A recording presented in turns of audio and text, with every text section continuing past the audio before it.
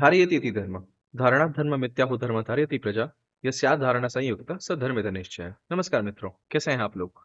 उम्मीद करता हूं आप सब अच्छे होंगे। मैं हूं आपका मित्र द लॉजिकल स्टोरी टेलर। तो चलिए महाभारत की कथा को आगे बढ़ाते हैं।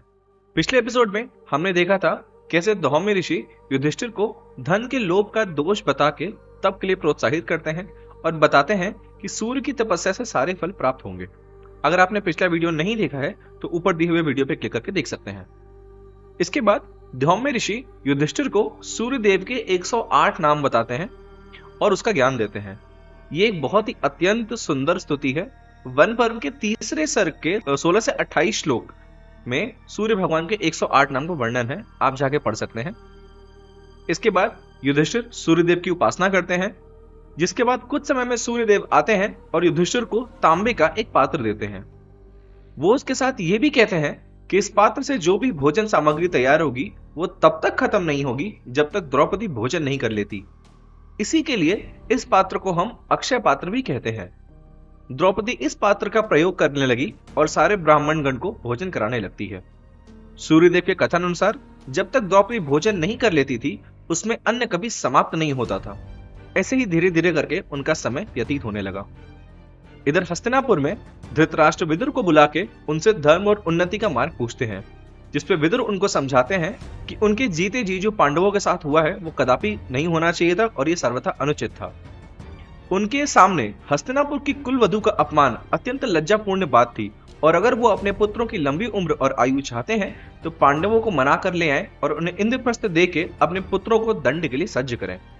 इस पे धृतराष्ट्र अत्यंत क्रोधित हो जाते हैं और कहते हैं कि तुम सदा मेरे पुत्रों का हित और पांडवों का हित चाहते आए हो, इसलिए तो जाओ, तुम पांडवों के पास जाओ और मेरे से दूर हो जाओ। इस तरीके से धृतराष्ट्र जब विदुर को निकाल देते हैं तो वो पांडव के पास जाने लगते हैं। इधर पांडव एक ही जगह नहीं ठहरते थे, क्योंकि वहां उनके ठहरने से दूर दूर से बहुत सारे लोग आते थे, जिसकी वजह से वहां का इकोलॉजिकल बैलेंस डिस्टर्ब होने लगता था। तो वो लोग पश्चिम दिशा की ओर बढ़ते हुए सरस्वती के तट पे काम्यक वन में प्रवेश करते हैं और अपने डेरा वहीं डाल लेते हैं। इधर विदुर भी धृतराष्ट्र के निकाल देने के पश्चात वहीं पहुंचते हैं जहां पे पांडव रह रहे होते हैं। वहां पहुंच के अभी वो पांडवों और द्रौपदी से बातचीत कर रहे ही होते हैं कि इधर धृतराष्ट्र को विदुर को निकाल देने के बाद अत्यंत कष्ट होने लगता है। वो उसके बाद अपने सारथी संजय को उनके पास काम्यक वन में भेजते हैं और उनको बुलवा लाते हैं।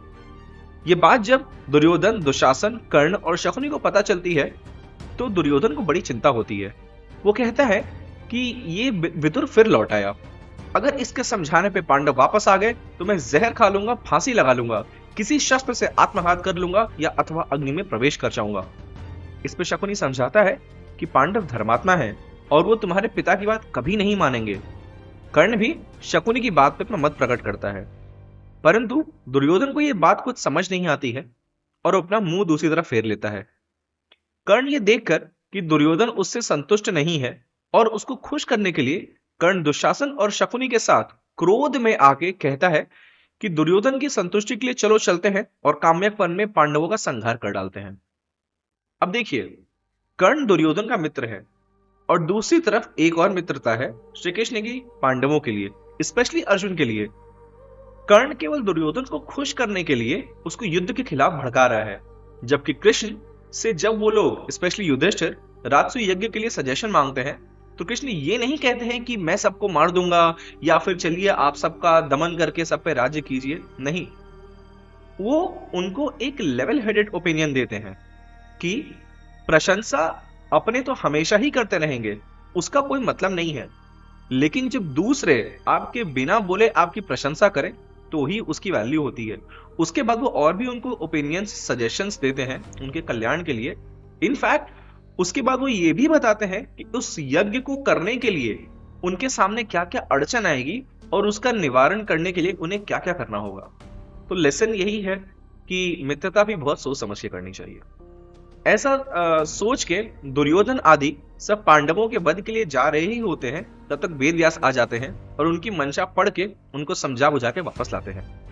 व्यास मुनि धृतराष्ट्र को समझाते हैं कि अपने मूर्ख पुत्र को रोको, वो वन में जाके पांडवों का वध करना चाहता है। अगर उसने ऐसी मूर्खता दिखलाई तो निश्चित ही अपने प्राण खो बैठेगा। इधर वो समझा के चले जाते हैं और पीछे से ऋषि मैत्रेय आते हैं और वो धृतराष्ट्र और दुर्योधन को पांडवों से मेल करने की बात बताते हैं। दुर्योधन इतना अभिमानी रहता है कि ऋषि मैत्रेय की बात सुनने की जगह वो अपना कपड़ा ठीक करने लगता है और कटाक्षपूर्ण तरीके से देख के उन्हें हंसता है। इस पे मैत्रेय ऋषि को क्रोध आ जाता है और दुर्योधन को श्राप देते हैं। वो कहते हैं, धृतराष्ट्र, तुम्हारे पुत्र में बुद्धि नाम मात्र भी नहीं है और वो ये जो पांडवों से छल कर रहा है या उनके लिए जो अहित करना चाहता है, तो मेरी बात सुनो, आज मैं उसे श्राप देता हूं कि 14 वर्ष के उपरांत भीम एक युद्ध में गदा से उसकी जंघा का विध्वंस करेंगे। इसके बाद वो धृतराष्ट्र को बताते हैं कि कैसे भीम ने हाल में किरमिर नामक राक्षस का वध किया है। इधर द्वारका में जब भोज, वृष्णि और अंधक के वंश के लोगों को, वीरों को, पांडवों को वृत्तांत सुनने में आता है तो श्री कृष्ण के साथ वो सब लोग काम्यक बन जाते हैं और पांडवों और द्रौपदी से मिलते हैं। कृष्ण के मिलने पे सब लोग खुश होते हैं। श्री कृष्ण उनकी दशा देखकर कुपित होते हैं और कहते हैं कि वो तो द्वारका में अनुपस्थित थे, अगर वो रहे होते तो द्यूत सभा में जाके वो कदापि ना होने देते और साम भेद से वहां पे लोगों को समझाने का प्रयत्न करते। इसके बाद भी अगर धृतराष्ट्र सहित राजा और कौरव नहीं मानते तो वो तत्क्षण उन सबका वध कर देते। इसके बाद द्रौपदी उनके समीप जाती है और दृष्टिद्युम्न आदि के सामने श्री कृष्ण से रो रो के अपने दुख और अपने अपमान का वृत्तांत सुनाने लगती है। श्री कृष्ण और द्रौपदी में बातचीत चल रही होती है। वो क्रोध में और रोते हुए कहती है कि भीम के बल और अर्जुन के गांडीव को धिक्कार है। वो रोते हुए कहती है कि केवल एक आपके अतिरिक्त मेरी मदद के लिए कोई नहीं आया था प्रभु। वो सुनकर भगवान भाव विभोर हो जाते हैं। फिर कुछ देर में शांत होकर वो द्रौपदी से कहते हैं कि हे हवन कुंड से उत्पन्न हुई दिव्य द्रौपदी, रो मत। रोना तो उन स्त्रियों का अब भाग्य बन चुका है। ये धरती कुछ वर्षों में दुर्योधन, दुशासन, कर्ण, शकुनी सहित अन्य कौरवों का रक्तपान करेगी, ऐसा मेरा मत है। युधिष्ठिर इस पे श्री कृष्ण से पूछते हैं कि हे मधुसूदन, तुम द्वारका में क्यों उपस्थित नहीं थे? तुम्हारा निवास कहाँ था और उस वक्त में तुमने कौन कौन से कार्य सिद्ध किए? इस पे कृष्ण बताते हैं कि राजसूय यज्ञ के समय जब उन्होंने शिशुपाल की असभ्यता का दंड देते हुए उसका वध किया था तो उसके मृत्यु का समाचार सुनकर शाल्व अत्यंत क्रोधित हो जाता है। मेरी अनुपस्थिति का फायदा उठाकर शाल्व ने द्वारका पे सेना के साथ चारों ओर से घेराबंदी कर दी थी और स्वयं सौभ नामक आकाश में विचरने वाले विमान पे सवार होकर आकाश मार्ग से द्वारका पर आक्रमण करने लगा। सर्ग 5 में द्वारका में बहुत सारे ऑफेंसिव और डिफेंसिव स्ट्रैटेजी का डिटेल डिस्क्रिप्शन दिया हुआ है, तो चलिए एक बार उसको भी देखते हैं। कल्पना कीजिए एक ऐसी नगरी की जो समुद्र की लहरों से घिरी हो और जहां प्रवेश करना लगभग असंभव हो। ये थी श्री कृष्ण की द्वारका, एक अभेद्य दुर्ग। सड़कों पर अदृश्य लोहे के विषैले कांटे बिछे रहते थे। ऊंची अट्टालिकाओं और विशाल गोपुरों में अन्न का असीम भंडार सुरक्षित था। शत्रु यदि जलते गोले या अग्निबाण चलाता तो द्वारका के विशेष यंत्र उसे विफल करके आकाश से ही गिरा देते।